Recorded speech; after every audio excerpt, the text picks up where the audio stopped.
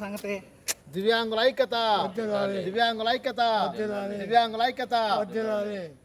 నమస్తే, నా పేరు గోగన ఆయుషేషు, బావుపూరి దివ్యాంగుల సేవా సమితి రాష్ట్ర అధ్యక్షులుగా మరియు జనసేన పార్టీ దివ్యాంగుల జన సైనికుడిగా పనిచేస్తూ ఉన్నాను.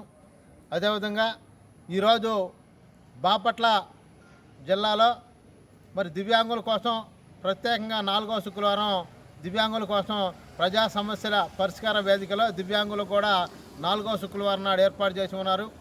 మరి కొత్తగా వచ్చిన కలెక్టర్ వినోద్ కుమార్ గారికి మరి ఇప్పుడు 2వ నెలలో ఈరోజు వినతిపత్రం ఇచ్చి ఉన్నాము. ఈ యొక్క వినతిపత్రం ముఖ్య ఉద్దేశం ఏంటంటే నడవలేక ఇబ్బంది పడుతున్న దివ్యాంగులకి ఉపకరణాలు అందించమని చెప్పి, మరి సంఘకారుల ఉపకరణాలు అందించమని చెప్పి గత కలెక్టర్ గారిని కూడా అడిగి ఉన్నాము.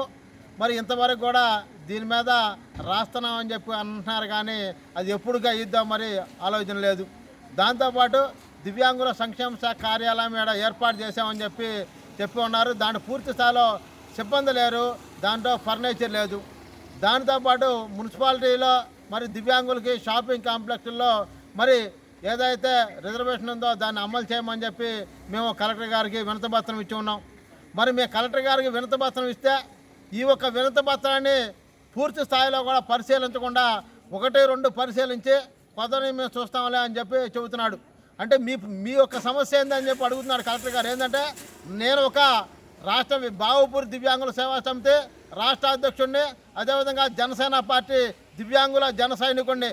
రాష్ట్రంలో ఉన్న మరి ఈ జిల్లాలో ఉన్న దివ్యాంగుల యొక్క సమస్యల మీద నేను వినతిపత్రం ఇచ్చి ఉంటే మరి దీని మీద కలెక్టర్ గారు ఏమన్నాడంటే నీకు పర్సంటేజ్ తగ్గితే చెప్పు అని చెప్పి అంటున్నాడు. అంటే రాష్ట్రంలో దివ్యాంగులకి అర్హులైన నాలాంటి కాళ్ళు లేక కళ్ళు లేక అనేక రకాలుగా ఇబ్బందులు పడుతున్న నా ఒక జాతి దివ్యాంగులు ఎవరైతే ఉన్నారో వాళ్ళు ఇబ్బంది పడుతున్నారని చెప్తే ఈ జిల్లా పరిధిలో దివ్యాంగులు ఎవరైతే ఉన్నారో ఇలాంటి వాళ్ళు ఇబ్బంది పడుతున్నారని చెప్తే నీవు నీ సమస్య ఏందో చెప్పమని నన్ను కలెక్టర్ గారు అడుగుతున్నాడు. అంటే నా సమస్య వారికి తీర్చి పక్కన పోతే కొదం దివ్యాంగులు ఏమైపోతారని చెప్పి కలెక్టర్ వినోద్ కుమార్ గారిని అడుగుతూ ఉన్నాం.